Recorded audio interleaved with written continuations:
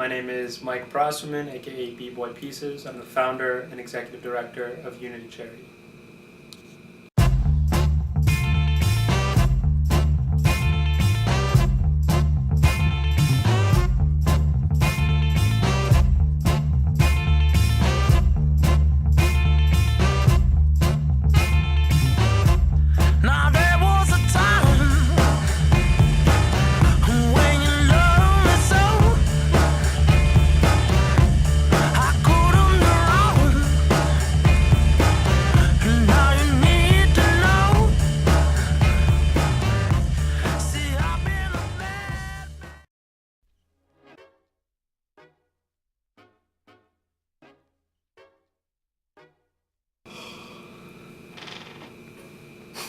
Could you please define what you think a successful business is in your own words? Sure. I think a successful business obviously is one that is making money. If you're talking about a for-profit, and if you're talking about a not-for-profit or a charity, it's one that has a high social return on investment. So when money is put in, the people that you're helping are working towards the cause, that's actually being accomplished. So I'd say a successful business is one that achieves its bottom line, and how it does that.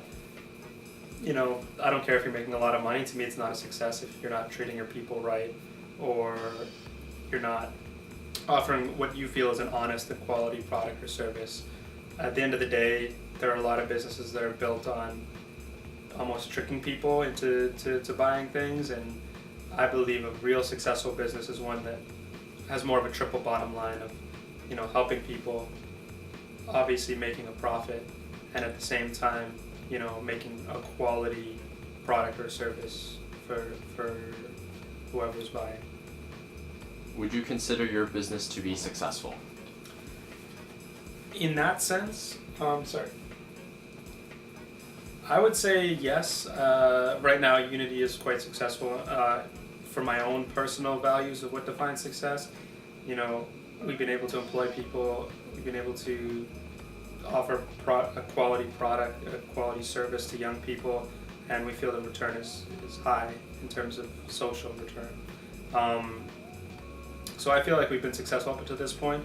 In the next few years, as we continue to grow, I think we just need to maintain our grassroots values and what's true to us, because as you get bigger, sometimes it's hard to maintain that. So I think as we grow, we got to make sure that we're growing with focus. Otherwise, we can find ourselves getting off track, and that success might not be success one day. So we got to stay focused.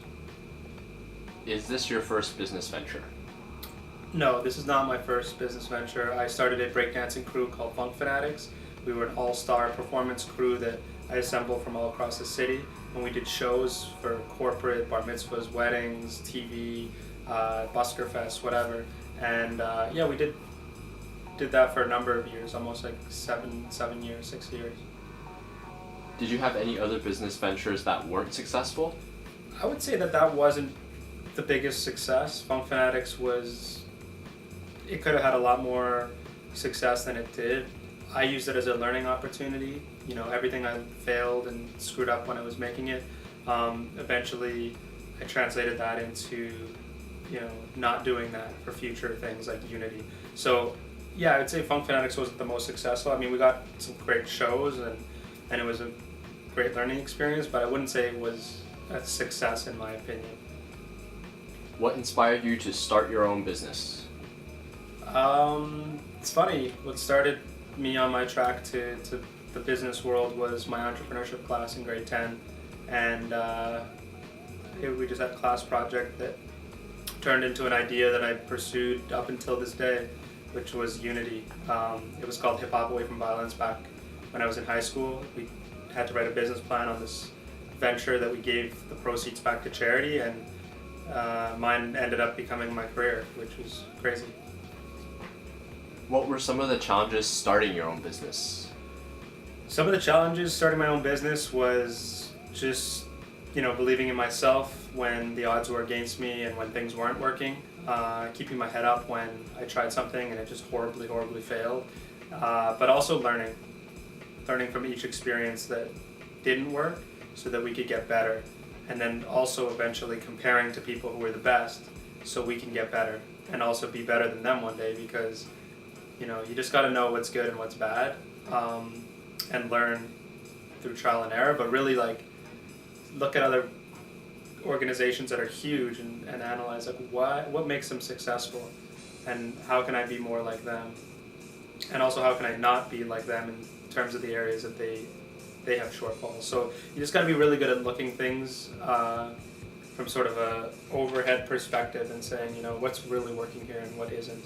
So I'd say it was really difficult to learn to do that. It was really challenging, but once I became really good at sort of picking apart things for the good and then throwing away the bad, I feel like Unity become more successful at a more exponential rate. So, what has been your biggest challenge in succeeding? Our biggest challenge, I mean, like for any charity, was fundraising. Being a new group, trying to ask for money to government foundations, corporate foundations, even individuals. There's a ton of competition, and what makes us stand out. So it was really difficult. Even to get charitable status took 2 years, when it usually takes 9 months.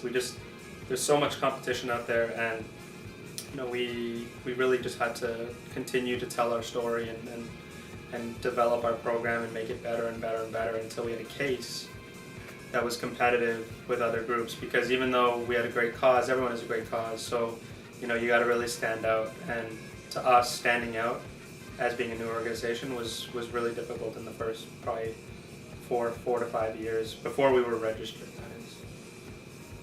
How did you source your money for a startup? The money came from all over the place. To be honest, it started with writing one grant that we ended up getting. I mean, the first grant we wrote we didn't get, but when we got that first grant, we were able to hire 3 people, and then from there we hustled and tried to make sure that we had more funding by the time that grant had run out, and we secured several grants at that point, and then we started to ask for individual donations, and then we started to ask, go after corporate money, and then we started to go after sponsorships and even charge some of the schools to have some earned revenue. So really diversifying the revenue over time has given us some stability. But at first it was literally like just take sort of anything you could get to get your name out there. And then eventually now we're getting calls from like Manulife to call us to do their national sales conference, or we have major sponsors like ING Direct, or the Canadian government, Ontario government. So it's just interesting to see, once you sort of build a reputation, you're able to leverage that to get additional support. But that first grant was like the hardest thing to get, so we were lucky to have gotten that. What are some of the risks that you have taken? I've taken a lot of risks for my own personal life. I could have very easily worked at a marketing company. I did for a little bit, and had like a high paid job where I would have done really well, and I just wouldn't have been happy. I just wouldn't have been passionate about what I was doing. So I decided I quit the marketing company, and I decided I want to go 100% in with my passion, which was Unity. Being a breakdancer myself, I wanted to just somehow be able to give back to the world and give back to the community through doing what I love. And it was a big risk because, at first it didn't pay the bills, at first it didn't really pay anything. But, I think because people saw the value in what we were doing, they were able to relate to that, and it became something worth investing in. So, in short, I kind of risked my whole post-university life. Even during university, but you're safe when you're in university because you don't necessarily have to do as much. You could be working, but you're still focused on doing school. Whereas after university, going full into Unity was probably the biggest risk I've ever taken, but also the most rewarding thing I've ever done. Have you ever thought about giving up? Yes, often. At what point? I don't think about giving up as much as I used to, because now I can say, wow, it's like a roller coaster. And you have days where you're just like, wow, this is the worst day ever. Everything is falling apart. You lose this funder, you get this bad news, and it all happens in one day. I don't know why, it usually just happens in one day. But now I can get through those moments when I say, I can just like turn around and look at all the things that were amazing that happened in the last month or two months. So to me, it's all like a compare. It's like this, but you got to see where you're at. Like, are you here generally? Like, if you were to average it, or are you here if you were to average it? So when we started, we were here. We were always like sort of low, and then we'd have one good thing, and then we'd be like low. So you always are doubting what you want to do, you know, like, because there's not really that much coming from it in the first few years. But now we've been getting so much exciting news, so it's like a lot more of this. So even though when you go down, you just look up and you're like, oh yeah, that was amazing. You know, that's probably going to happen again in a few days, so you might as well just hang on, even though this is like the most painful moment of life. You know, like when you lose, like I said, a funder, for example, or you just find out like you have to pay way more for something you didn't think was going to cost money, like a lawyer, or your accountant charges triple what they charged last year, and you're just like, well, how do I pay for that? So just crazy things. And then even on the other side of it is like the program. Like, this program fell apart because one teacher fell out, and then you get all stressed about that. And you know, there's so many examples of, I call myself a firefighter because I'm always putting out fires throughout the organization, and I have to make sure that I keep my head on straight so that I'm never panicking. I've just learned to deal with fires like with a smile on my face. I'm like, all right, that sucks, let's deal with it, let's get it over with. The faster we deal with it, the better. The less we feel bad about it, the faster it'll get done. So let's just deal with it. I've learned to develop that attitude, because I used to get really stressed out and like kind of get like have these like mini like breathing attacks because I'd like feel so stressed that I'd be like what are we gonna do? Like, and now I'm just like, okay, this sucks, let's just deal with it. What demographic do you target, and why? We focus on the high school students for Unity Charity because we feel that there's a lot of organizations that target the younger demographic, like the younger, quote unquote, more impressionable young people. But I find high school students are making major choices with their future, and we decided, you know, not enough people focus on high school students, maybe because they're afraid of them because they're so honest. How do you advertise your business? We advertise through a variety of means. We have print materials, we have our website. Honestly, right now, online and social media is our best way of advertising because it doesn't cost anything, and it's probably the most effective. You get the most sort of feedback and immediate like touch point. But in terms of another thing we do is a festival, and we run it at Dundas Square. It's this big event where like 250 kids perform, and it's our main media, PR sort of awareness event. So oftentimes that in itself is a marketing thing. Also, I do talks, so I'll talk for like 1,000 people and tell my story, and that in itself, even though it's me doing a talk about my story, I'm essentially marketing what we do. What are the top three advantages of running your own business? The top three advantages, independence.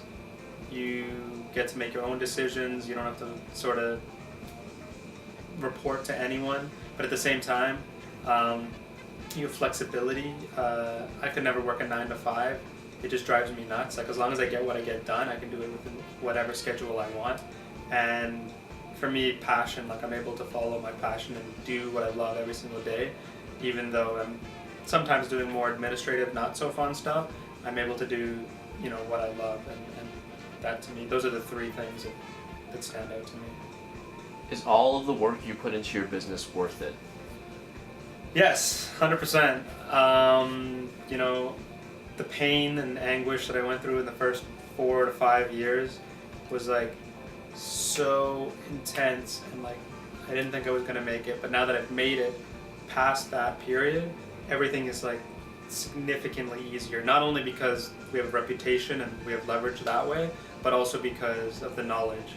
So, you know, I always live by this saying that you have to be efficient, and if you're not efficient, then you're wasting your time, and at the end of the day, all you have is your time, and I just don't have time to waste time. Like, at this point, we got to be smarter, and there's also a saying like, work smarter, not harder, and I truly believe that is like the clutch statement in being successful, because you only have a certain amount of time.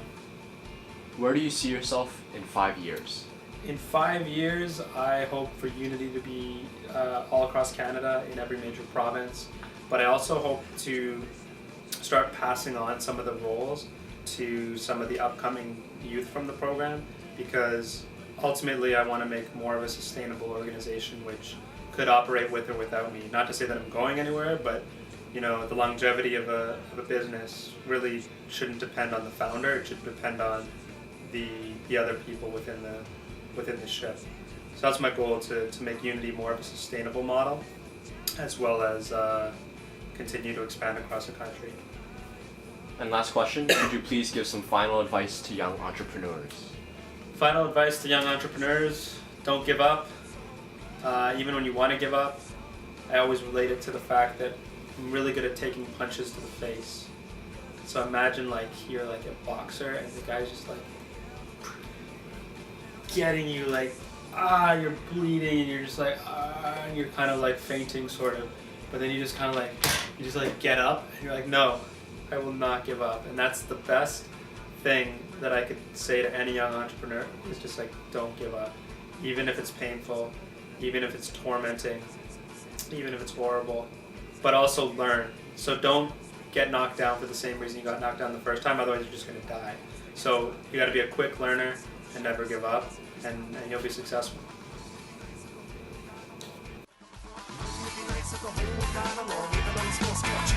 We keep saying the same, don't even know what they mean. As if they had never seen the other end of the street. Start traveling, communicate, educate, singing a song. You'd be surprised how many people want to hear what you're saying. Apples are red, which is the same as green.